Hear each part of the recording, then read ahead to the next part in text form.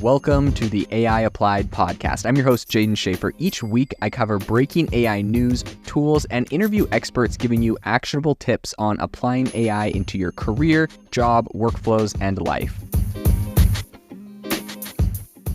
Make sure that you go to aibox.ai, link in the show notes, to join the waitlist for our new AI platform. We're going to be launching an incredible platform that allows you to build anything you want with workflows in AI. So you're able to chain together ChatGPT and image generators and audio generators to make really powerful apps for your organization, or you can host them on our marketplace and actually generate royalties from them. So make sure to go to aibox.ai and join the waitlist. In addition, if you like the podcast, if you could do me a massive favor and please leave us a review on Apple or Spotify or wherever you listen to your podcast. This helps me be able to get better guests on here as they check the reviews to see how you guys are liking it. So if you could please do that, I would really appreciate it. ChatGPT is no doubt an incredibly powerful technology. People are using it for anything you can imagine. But that still leaves us with the question of what ChatGPT can't do, right? It can do all these incredible things, but what are the areas that it struggles in? And what are the areas that it is not very good at? So in today's podcast, we are going to dive into that. And I would say that just right off the get-go, one of the most significant limitations of ChatGPT is its lack of true understanding. So ChatGPT has been trained on a large amount of data. We all know that from the internet, right?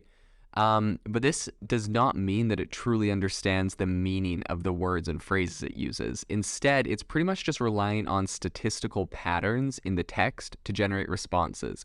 This is how the transformer model that it is built on operates. And it can sometimes lead to strange or pretty much nonsensical responses. So for example, ChatGPT might generate an answer that seems to make sense, but when you really look at it, it becomes pretty clear that it doesn't actually understand the question you asked it, and it sometimes just makes up a response. So another limitation of ChatGPT is that it can be biased. So whether that is for a various number of different things, the text it was trained on was a collection from the internet, which means that it can reflect those biases that it was trained on and spit those back out. You know, we call that garbage in, garbage out with data when you're training AI models. So if you have bad data there, it can create bad outputs. ChatGPT is also limited by its lack of context. So when generating text, ChatGPT does not have access to external information or content. And so that means that it can sometimes generate answers that are not relevant to the question or task at hand. So for example, it might generate a response that is based on outdated info, or it doesn't really take into account recent events or developments. That's something that's kind of hard. So to overcome this, some developers might need to integrate ChatGPT with other technologies that provide it with additional context or information. And something very interesting coming down the pipe right now is with the Bing search integration, right? We all know that Microsoft invested $10 billion into ChatGPT, and because of that, ChatGPT is going to get integrated into Bing search to be kind of like a competitor to Google.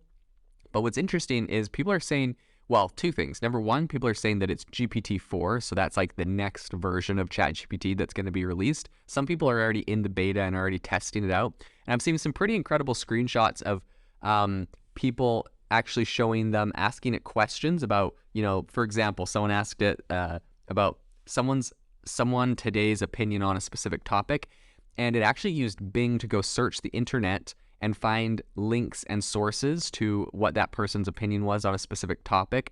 And when it gave the response, it used ChatGPT to generate like the natural language response, but it used Bing's integration to actually cite the sources of that person's response. In addition, I think it was GPT-4, so it was even more powerful of a response. But, you know, if you really want this thing to be powerful, I think it's going to be integrating with other software and tools to go and make this thing a really robust system where not only are people getting responses, but they're also getting sources for those responses. And by doing that, you know, Bing is able to provide information for things that are happening right now, cutting edge stuff, or, you know, news that is happening recently. I have also seen people show screenshots of, like, you know, saying who won the Super Bowl, you know, the day after the Super Bowl, and it wasn't able to, the Bing ChatGPT version wasn't able to do it. I'm assuming this is something they're hopefully going to get fixed so it can get stuff up to date. But it is important to know, you know, it's not like a all-knowing source of current information that's, obviously trained on information in the past. And so that is one of its limitations that people are going to have to work around. So it's also pretty limited by its training data. The data that it was trained on only really represents a specific snapshot of the internet, and it's not going to really reflect the full amount of opinions and experiences that are being posted on there. So it's not always going to generate responses that are representative of, different countries and cultures. And OpenAI is working to address some of those limitations. And so they're trying to increase the diversity of the text it's using for training, but it's still an ongoing challenge, and it kind of also inputs other issues, right? When they start to, when they are trying to cherry pick data that it is being trained on or highlighting, it just gets pretty tricky to see, what really is the accurate amount of like data. Like, for example, if they wanted to train it using more data from people from India and sharing their experiences, like that could be fantastic, but it's like, what level of those people's experience do you put in versus other people's experiences, and trying to get it to output something representative of different people is kind of tricky. Like, it makes you wonder, like, would you almost create like a ChatGPT trained off of, French internet, everything on the French internet, so French people are getting things that represents their culture because it was trained off of content that they created, right? Like, are we just feeding everyone over the whole world sort of like an American version of the internet? And then so it just brings up a lot of questions. People are going to have to figure that out. And obviously different cultures believe different things, have different ways of life. And so, making that reflective for everyone is potentially, I think, something that's going to be important for these kind of GPT systems in the future. I mean, you even look at like China's creating their own. Obviously that has all of its own red flags, having the Chinese government get their hands into like an AI because they can add their own biases and their own things that are sketchy. So it'll just be interesting to see how this affects people geographically, because there is definitely people with different cultures and viewpoints, and this ChatGPT is pretty much trained on a lot of English speaking viewpoints exclusively. So another limitation ChatGPT has is it's not really capable of performing certain tasks that require a high level of expertise or specialized knowledge. So for example, it's not going to be able to diagnose a medical condition or perform complex mathematical calculations. So while ChatGPT has been trained on a really big range of text, it may not have the level of expertise or specialized knowledge required to perform these tasks. What's interesting about this is, number one, it's like a large language model, is trained off everything on the internet, blah, blah, blah. It's really good generally at doing a lot of things. Obviously, people have tested this thing on math. It's terrible at math right now. But in my mind, there's no way that someone else doesn't go and just create like a really good GPT that solves math problems. Like, it's a calculator. Like, I don't know, like even Google, when you search for like math problems in like common text, like if you just say, "Hello Google, what is 17,000 divided by 400 times 99 plus 42? And you just type that out, like Google can respond, like its search engine is a calculator. There's no way that ChatGPT doesn't get that glitch figured out. Or someone else just makes another AI model that ChatGPT can just API into and pull off of. So I believe that the math problem is going to get fixed on this. And as far as diagnosing medical conditions, something very interesting out of Stanford, they created something called PubMed GPT, where essentially they trained one of these GPT models on all the medical research papers that had been written. And it was pretty impressive because it was actually pretty good at diagnosing people with different, you put the symptoms in and, like a 40-year-old woman who's white, who has these conditions, what might she have? And it was pretty good at diagnosing. And Stanford actually said, if you want this to get even more specific and even more powerful, the solution is to train AI models on specific areas. So like specifically training an AI model on like heart disease, heart conditions, or brain problems.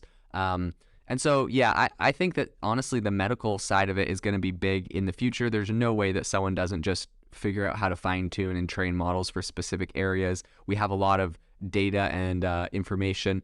It'll be interesting to see how those models go, if those things also get API'd into programs like ChatGPT, or if those will be their own standalone things.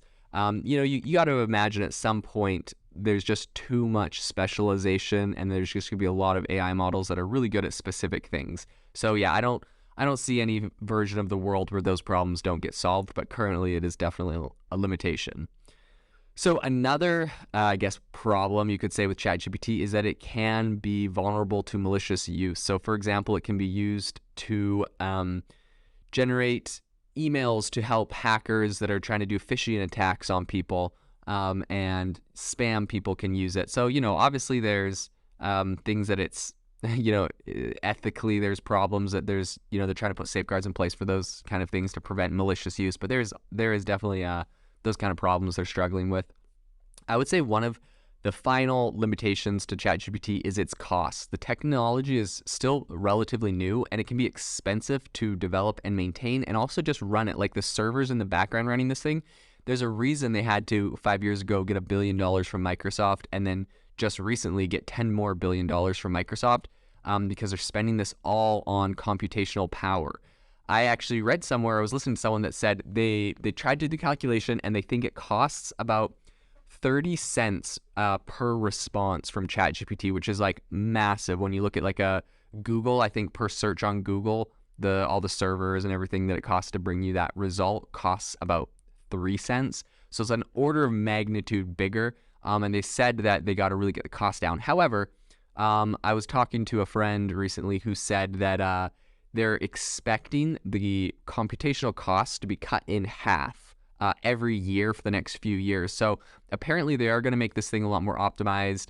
That would be like 30 cents next year, or 15 cents next year for response, and then 7 cents the year after that, and then 4 cents. And so, I mean, you can see in like 3 or 4 years, this thing might be comparable to how much Google is costing when they're running their stuff. But, there's a reason they had to raise $10 billion from Microsoft. This thing isn't cheap. And I think right now they're letting it be free, some versions of ChatGPT, just to really maximize all the data they can collect and to really fine tune this thing to be really powerful. So wrapping up the podcast today, I would say it's a pretty incredible technology that we have with ChatGPT. It definitely has some limitations.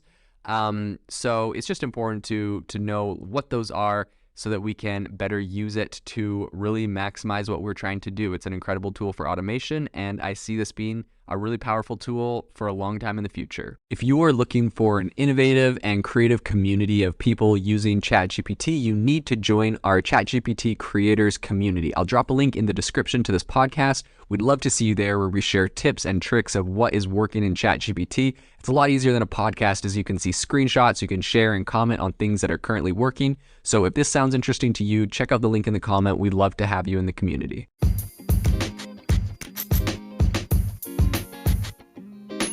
Thank you for tuning in to the AI Applied podcast. Make sure to rate this wherever you listen to your podcasts, and have a fantastic rest of your day.